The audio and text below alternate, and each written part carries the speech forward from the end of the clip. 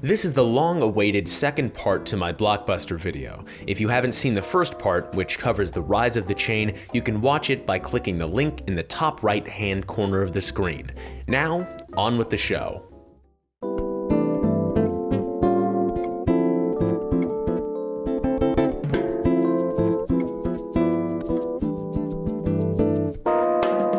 At the time of Viacom's acquisition of Blockbuster, DVD was on its way into popularity, and over the last 2 years had lost the emerging market to Hollywood Video, their closest competitor.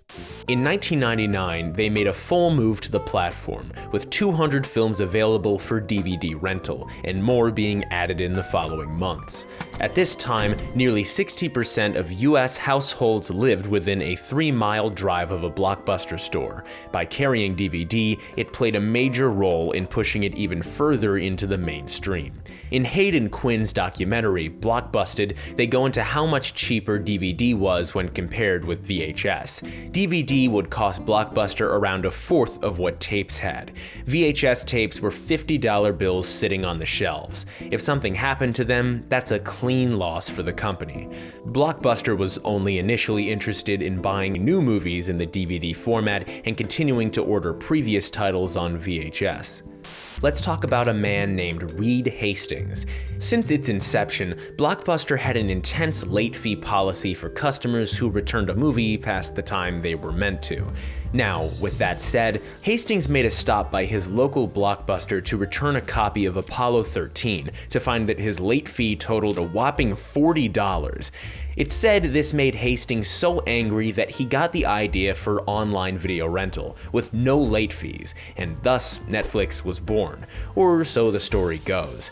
Hastings and his Netflix co-founder Mark Randolph had admitted to the idea hitting them earlier. The concept of shipping via the internet would speed up the process considerably, and after a few trials with some CDs, it showed to be a functioning business model. Practically indestructible. This is the time where the famous meeting took place, where Hastings and his team pitched Netflix to the company and were supposedly laughed out of the room. Now, I don't know how all this went down, so I won't make any assumptions, but it was a bold choice either way. Before we put all the blame on John Antioco, the CEO at the time, we have to turn our minds back to 2000. Netflix was still just a young company, and by this point had yet to turn a profit. They knew that the DVD by mail concept could be replicated, but they just couldn't match the appeal of Netflix's lump sum membership fee.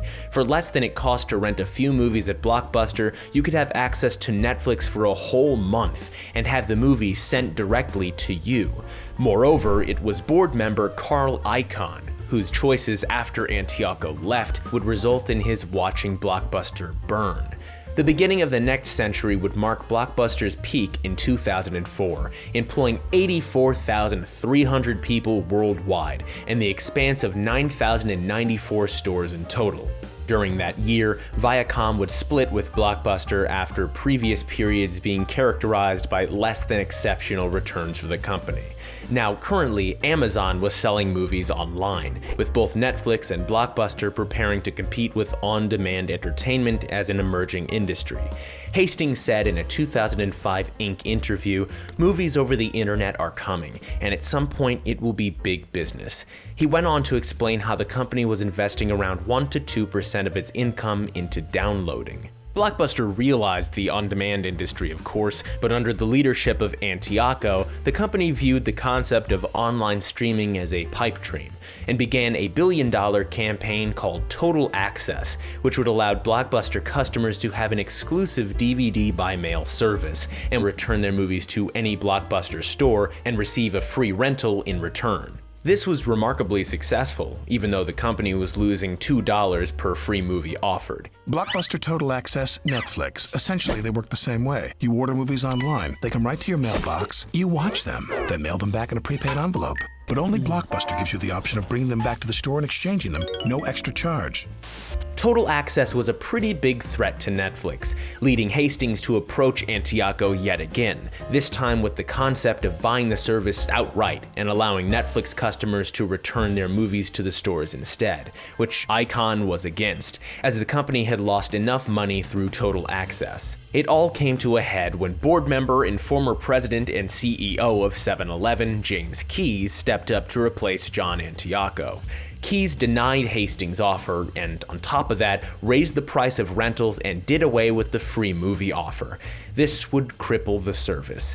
Keyes believed that Antioco's leadership choices and bonuses were lowering company value. Icahn would later write, "Keyes felt the company couldn't afford to keep losing so much money, so we pulled the plug. To this day, I don't know what would have happened if we'd avoided the big blow-up over Antioco's bonus and he'd continued growing total access. Things might have turned out differently." This is the point where Blockbuster made a turn for the worst. That same year, Netflix would introduce online content streaming. Again, Blockbuster had the upper hand, because where Netflix had many titles available for rent, they really didn't have much available to stream. It wouldn't be until later on that they would get studio deals with companies like Viacom and Disney for more appealing titles on their streaming service. Keyes would lower promotion on the leech that Total Access had become in favor of their own online streaming service to rival Netflix. Hollywood loved Blockbuster, so they could have really gone big, but it still wouldn't have been enough, with movies needing to be downloaded entirely before they could even be watched. While Keyes focused on Walmart and Apple, kind of ignoring Netflix and the emergence of Redbox. They attempted to turn the ship around with a big move to online services and the removal of late fees. That's right, the removal of late fees. No more late fees, no more late fees, no more late fees. Or so they said. Blockbuster did remove late fees, but only until the end of a 1-week grace period. After that came the catch. If you kept it until the 8th day, they charged you the full retail price of the rental, which you could then keep or return it as a refund. If you returned it, you were then charged a restocking fee. This was a cheap, seedy, and legally confusing version of what was essentially just a late fee in disguise. This got them sued and fined under consumer fraud and lost them a lot of customers. The company's store count around this time was at 6,500. Over the next few years, Blockbuster would continue to spread itself thinner and thinner, with the purchases of several other chains and services, eventually racking up a debt of $1 billion. In March 2010, the company's stock was completely removed from the New York Stock Exchange and filed for Chapter 11 bankruptcy protection. Bondholders gave the company until later that year to meet its debt in interest payouts, and when the time came, they couldn't make it. The Department of Justice revealed that Blockbuster had insufficient funds for reorganization and was forced to liquidate. At the time, the company had bids from the Dish Network, SK Telecom, a South Korean company, as well as former board member Carl Icahn.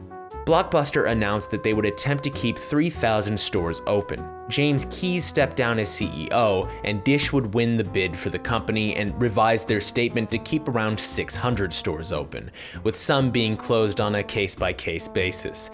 Dish ultimately scrapped the idea of reforming Blockbuster into some sort of Netflix competitor, which its last 10 years had been aimed for, and closed all remaining 300 corporate locations, with only 51 remaining franchisee locations left over. And now there's only one left. Jonathan Salem Baskin, who led several marketing campaigns for Blockbuster in the past, put it like this, and I think it speaks volumes about what went wrong. Blockbuster thought it was in the entertainment distribution business, but it was really all about retail customer experience. Second, make sure you're looking at the truly big picture. When Hollywood box office receipts faltered, it didn't change consumers' need for something to do with the time they would have spent watching hit flicks, i.e., it was an opportunity, not a problem. Digital would have changed Blockbuster's business for sure, but it wasn't its killer. That credit belongs to Blockbuster itself.